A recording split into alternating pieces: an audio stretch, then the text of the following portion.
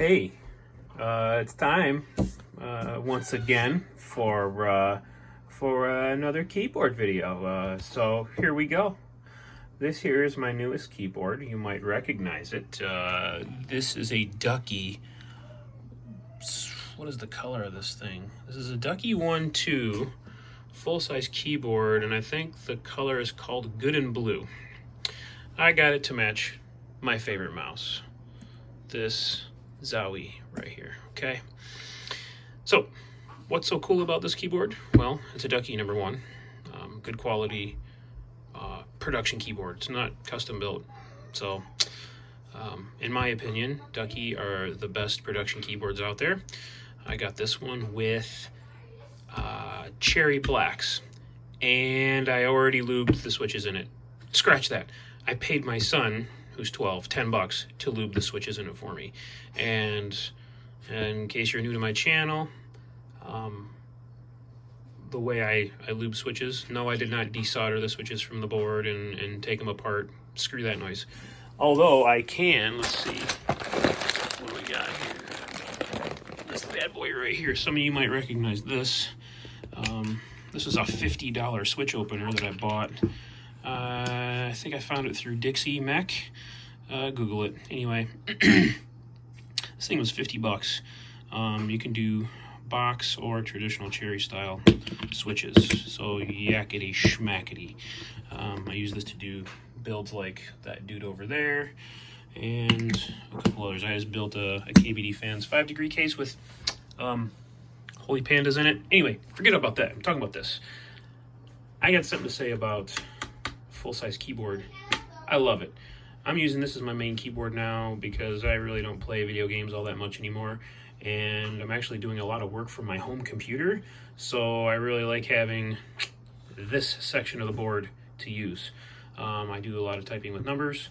I move around in spreadsheets and in databases, and I'm really proficient with arrow keys, and it's also really nice to have volume controls. Oh my goodness. Because I listen to music whilst working. So this is the Ducky One 2 Good and Blue. These switches are lubed with super lube. All you do is pop the keycap off and depress the stem on the switch and put a drop of super lube on the left side of the switch, of the stem, and you put a drop on the other side of the stem, and you'll notice a big difference. You don't have to take your switches apart. The good thing about super lube is it's cheap, number one, and it's Teflon based, so it will not attack or break down the plastic composition, and it won't interfere with the electronics. So it's perfectly safe to use in a switch. And I've experimented with lubing switches like this, where I've literally filled a cherry body until it's like overflowing with super lube and worked the crap out of it and never had an issue with it. It helps improve the feel of the switch drastically. It gets rid of the rubby looseness. That's two separate things. It's kind of rubby because it's dry, it's not lubed, obviously. And then the switches, they're not the highest quality switches in the world. They're darn good switches, don't get me wrong. Cherry switches are great, blacks are my favorite. Favorite high-run production switch. I'm a big fan of Holy Pandas right now. I love those. Anyway, so the point I'm making is, for $100, you can have a really nice mechanical keyboard. You can lube the switches with super lube. Pop the caps off, drop a couple drops of super lube in there, put your keys back on, or your caps back on, and you've got yourself here. Let's see, I'll open a text pad. Just give you a little sound test. On this one, the stabilizer and the switch are both lubed.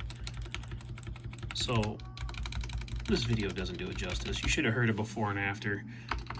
But for being a $100 production plastic framed keyboard, I mean, it makes a world of difference. So yeah, I love the thing. It came with these white accent keys, which match this dude perfectly. Not that I give a crap about what you know, my stuff looks like, but if I have a choice, I can pick a color. I picked a color, so I picked a color, and this is what I like. Okay, everything could be all black for all I care, really. But if there's a choice, I dig the blue stuff.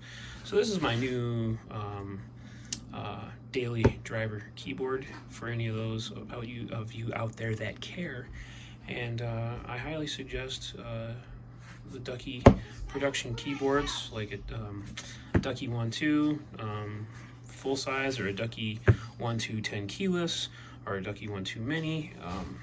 And then you don't have to build your own custom switches to get a good sound and a good feel out of them. Super lube those bad boys. I encourage you. I've done it, and this feels absolutely amazing. Super lube is cheap. Just Google it. You can buy a carded vial at a local hardware store, or Menards, or Home Depot, or Lowe's for like $6. And this one was lubed heavily, and it took one tube. So the tube, a lube, super lube, $6. Paid my son $10 to do it, and the board was $100. So for $116, I've got an amazing mechanical keyboard with buttery switches, and I love it. Perfect daily driver. So hopefully this video is of some value to you. I've gotten some pretty good feedback and some pretty good comments that I was astonished by. People actually watch these videos and then they get some information out of it, so I figured, heck, why not throw another one out there? This is what I'm doing with the keyboard today. This is what I'm using today, and this is what I've put into it. So there it is. Try it out. Hopefully that's a cool idea. And yeah, $50 switch opener. This is what you get. It's machined out of aluminum. I forget who even manufactured the thing, but it's really good quality. It's got these O-rings on here, so you get a nice interference fit for this. Nice tight little package, machined out of billet aluminum, and this thing works great. But $50, yeah, a bit expensive. Kind of regretting the purchase now, but you know what? This is a $50 switch opener. This thing's robust. It'll never break or wear out or die, so I don't ever have to buy another switch opener again as long as I live. But you're probably asking yourself right now, what's the freaking point? If your favorite boards come assembled and you're not taking it apart to lube it anyway, what's the point in having this thing? Yeah, exactly. So have a good one. Peace.